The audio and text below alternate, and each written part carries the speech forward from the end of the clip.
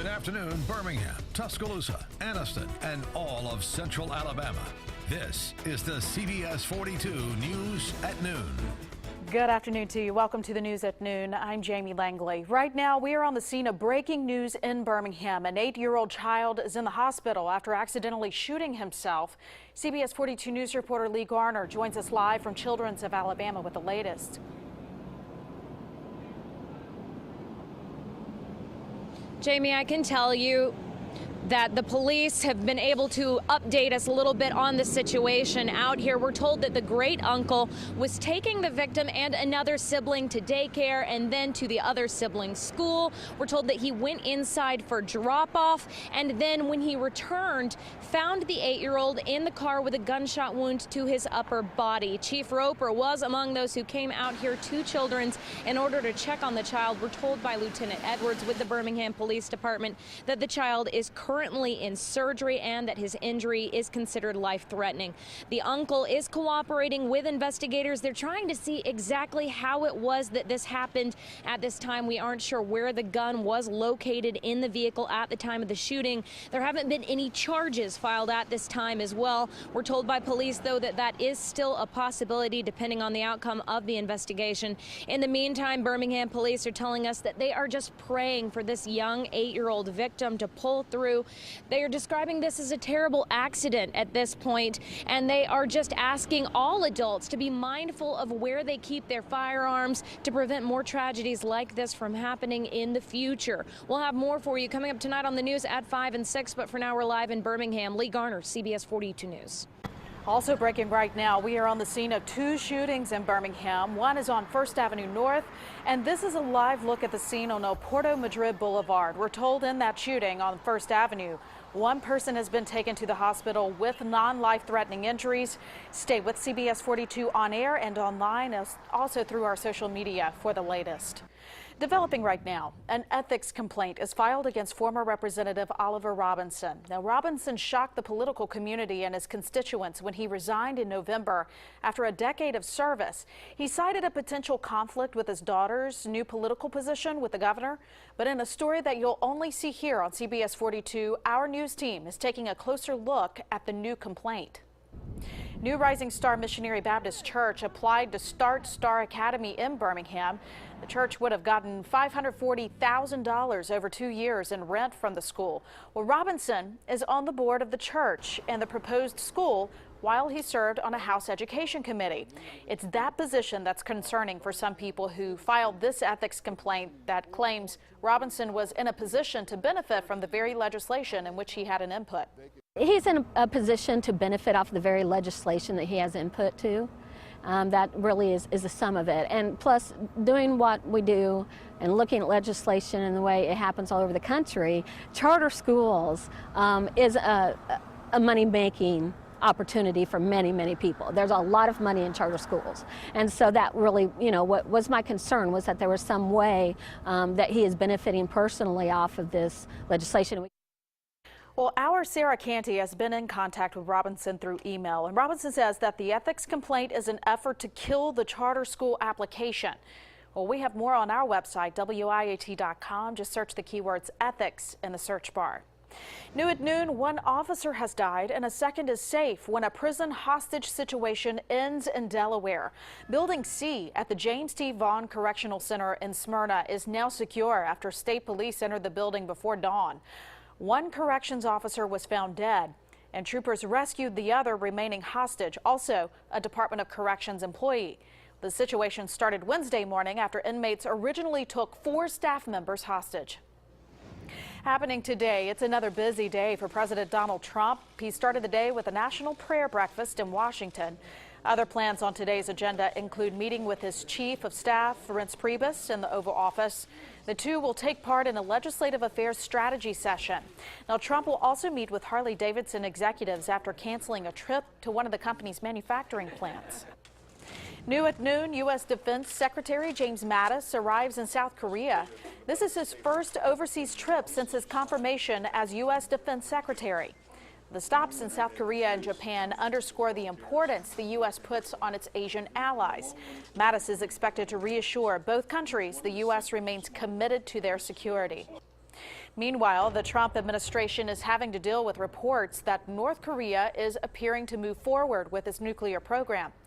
Containing North Korea's aggressive nuclear ambitions will likely be a key foreign policy issue over the next 4 years.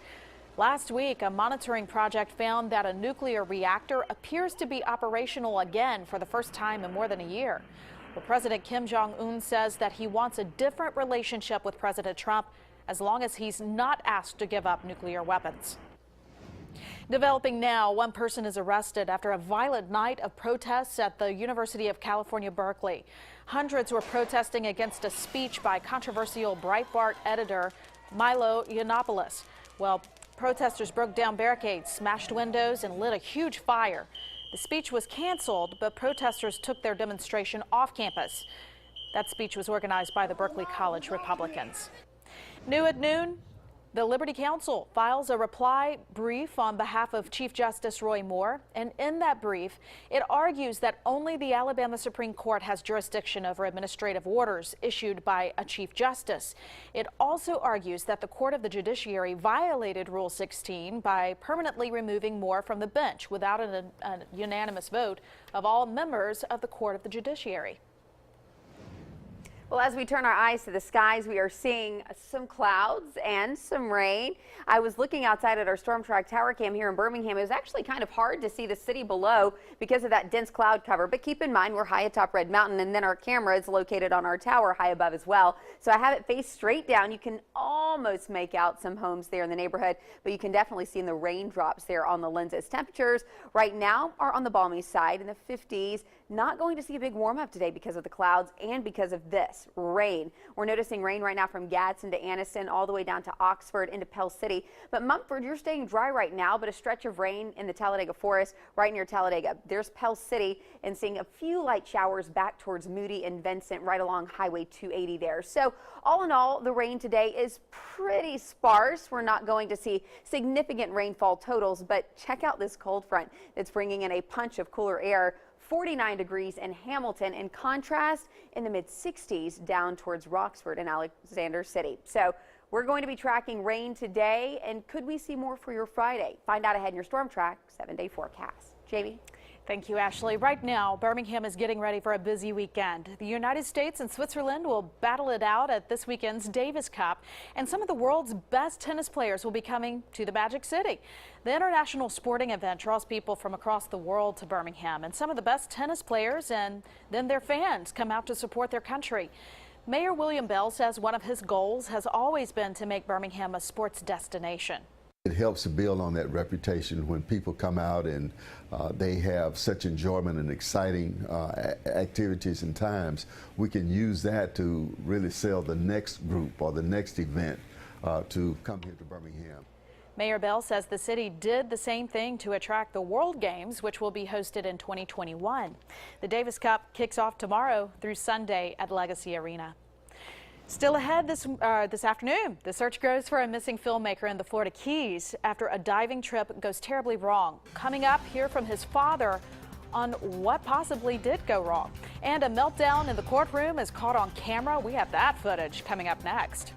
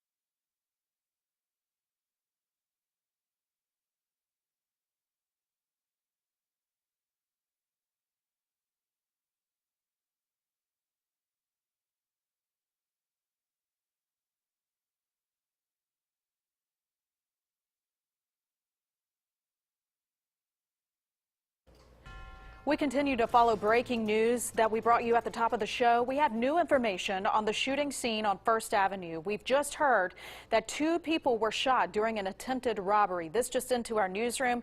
Our crew remains on the scene to learn additional information. And of course, we will keep you updated on the very latest as it comes into our studios. Well, welcome back. New at noon, one woman's day in court goes from bad to even worse. A Louisville, Kentucky judge was stunned by 2 women's outbursts in his courtroom, and we have the video to show you this afternoon. Take a look at this. Court begins as normal until the defendant, Keisha Johnson, is asked to stand at the podium. Well, she refuses, and another woman starts recording on her phone. Well, the district court judge tries to read Johnson her rights, but another woman is heard screaming in the background. I'm going to prove jurisdiction to you right now. I'm going to ask the deputy to go ahead and take you into custody. Under what charges? Under what charges? You are disrupting my court. Tense moments. You also see Johnson knock over the podium there. Things did eventually calm down, but on top of the original charges, Johnson is in trouble for contempt of court. The woman who filmed the incident is also facing a contempt of court charge. New at noon, it's a huge search for a missing documentary filmmaker off the Florida Keys.